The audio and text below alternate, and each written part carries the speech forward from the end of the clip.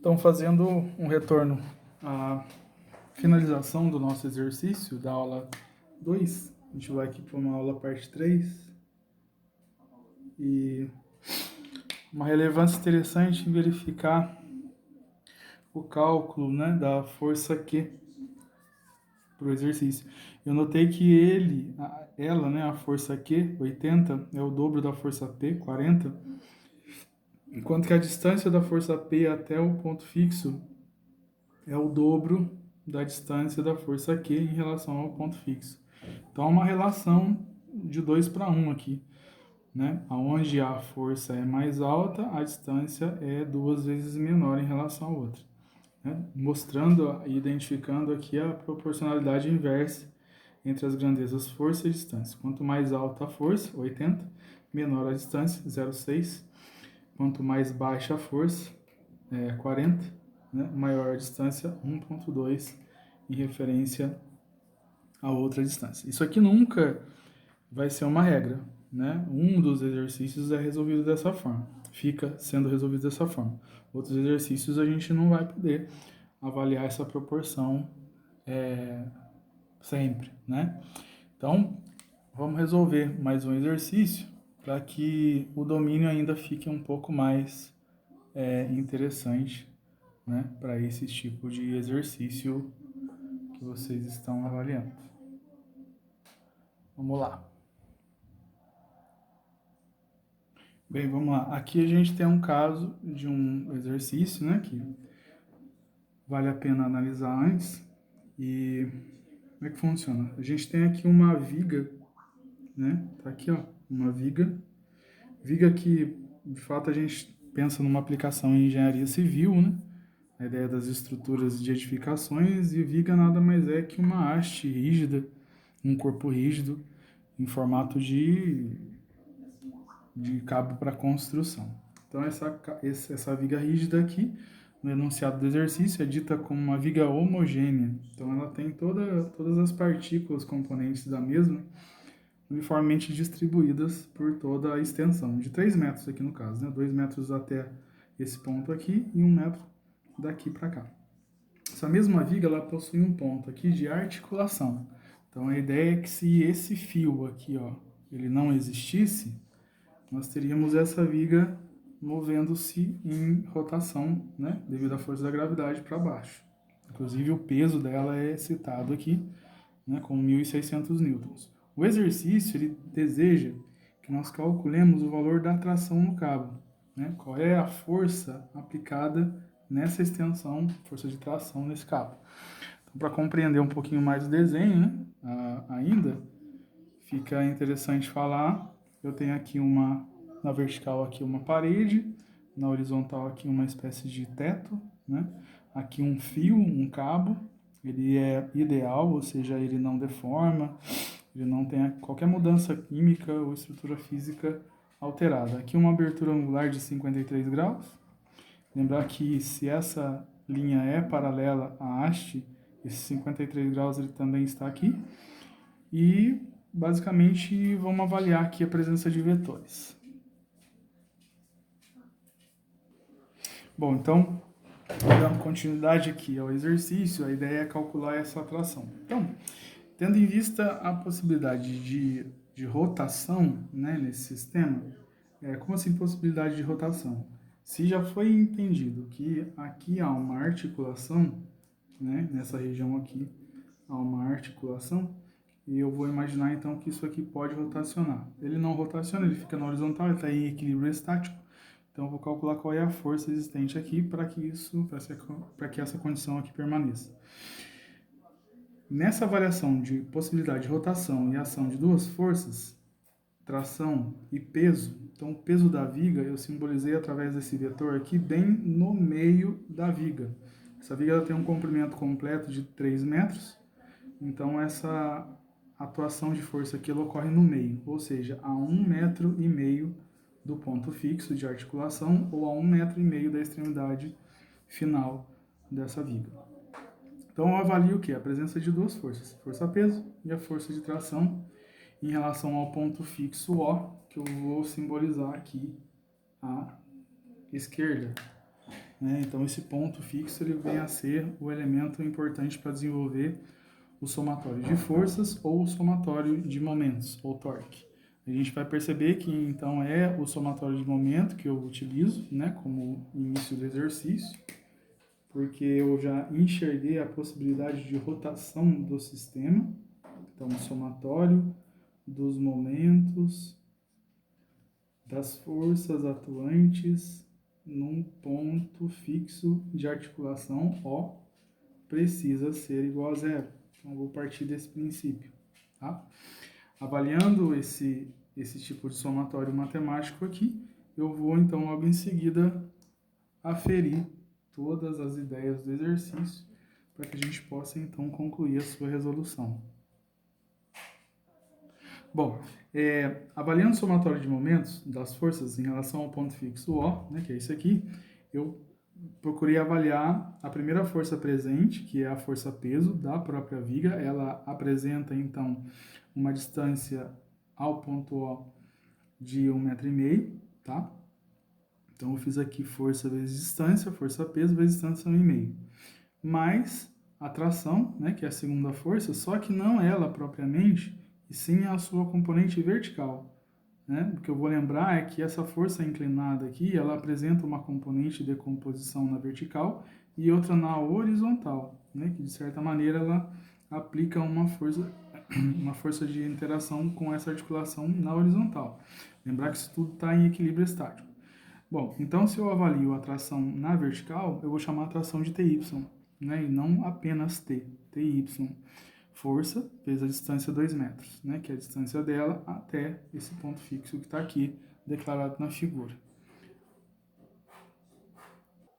Bom, interessante perceber que aqui eu avaliei o somatório dos momentos, né? A força P vezes 1,5, o TY vezes 2 igual a zero. Interessante recordar também a questão dos sinais dos torques, né, ou momentos. Então a gente percebe que o ponto P, a força P, ela tem uma tendência, a articulação está aqui, ó, então isso aqui move assim, né? Ela tem uma tendência a realizar um giro no sentido horário. Então, horário, sinal negativo. Eu vou estabelecer então um padrão menos aqui, né? Então toda a equação aqui ela agarra o sinal negativo para o peso. Já a tração TY, né, que seria uma componente nessa direção aqui, ó, ela tem a possibilidade, ela é puxada, né, ela tem a possibilidade de girar esse sistema aqui no sentido anti-horário. Havendo esse tipo de análise, o sinal positivo continua. Então, eu substituí os valores, né, coloquei aqui o TY como sendo T seno de 53 graus, né, então, lembrar que esse ângulo de 53, ele está aqui embaixo também, pela geometria, e o TY eu faço a variação nessa direção, ou seja, eu procuro TY sem o ângulo de 53, aqui ó, vezes 2, que é a distância ao qual ele se encontra em relação ao ponto fixo. Desenvolvendo o trabalho matemático, apenas substituindo o seno de 53, nós descobrimos então que P vezes 1,5 igual, né, ou melhor, mais T vezes 1,6 igual a zero. Dessa forma, eu substituo o peso aqui, 1.600 nesse momento, e isolo o T, encontrando o seu resultado. Vamos fazer.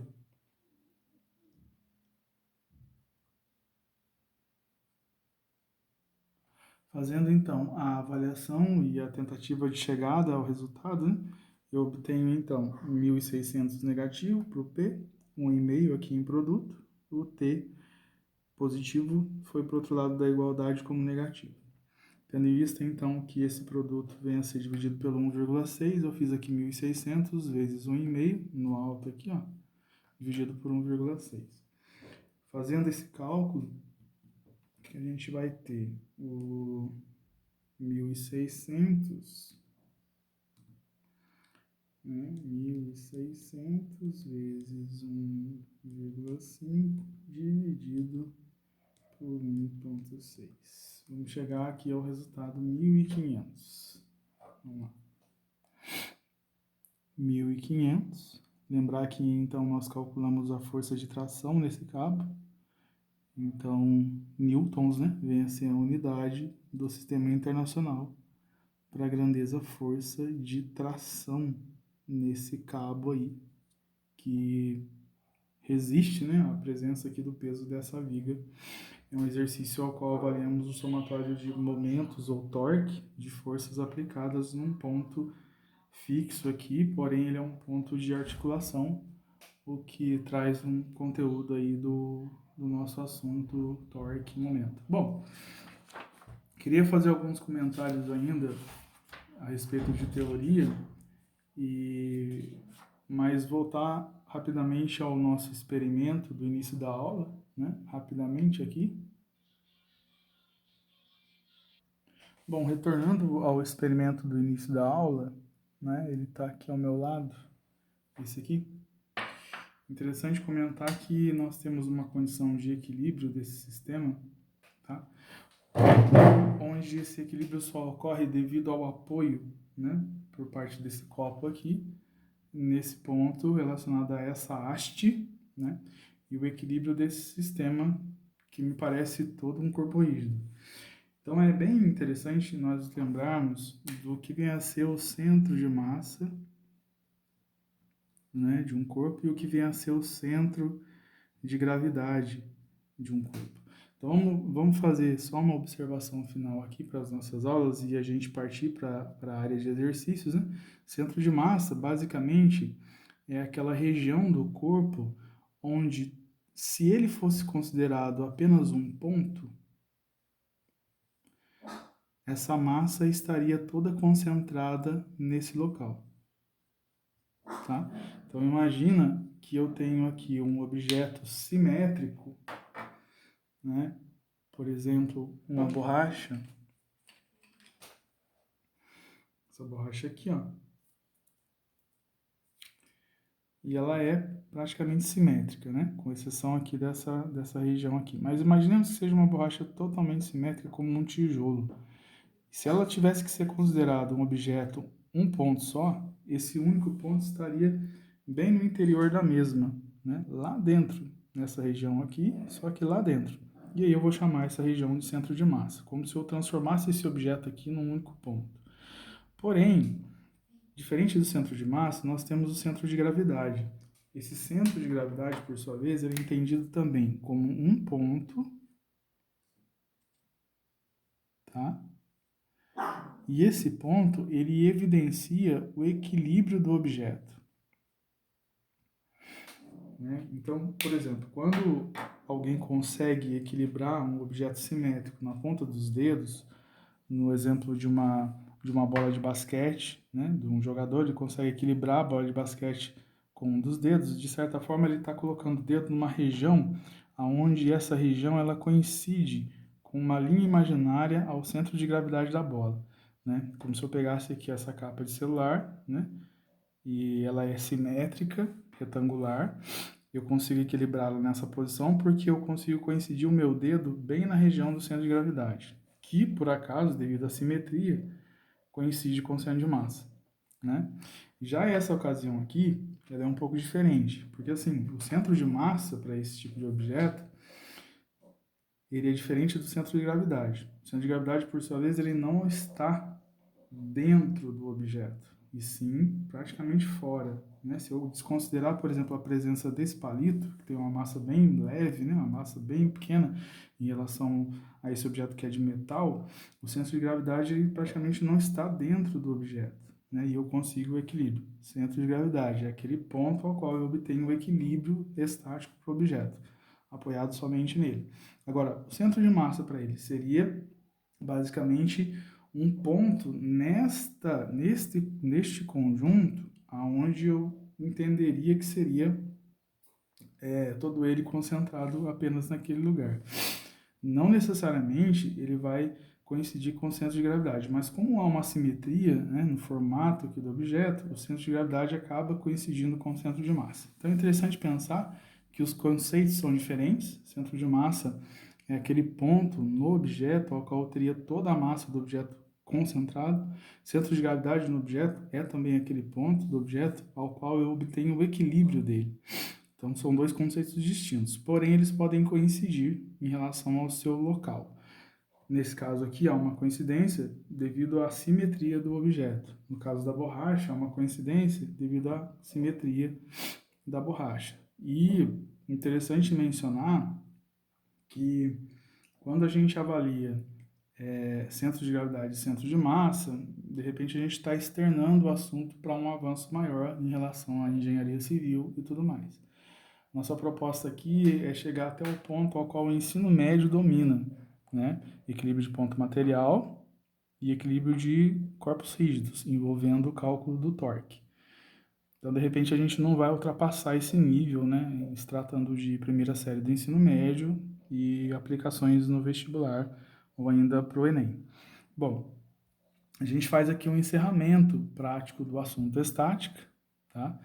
Eu devo proporcionar aí uma lista de exercícios para o aluno trabalhar em cima, então a gente vai negociando aí via representantes de classe. E em breve a gente faz a continuidade do assunto, tendendo aí para o conteúdo movimento retilíneo uniforme. Tá legal? E até a próxima aula. Fica com Deus.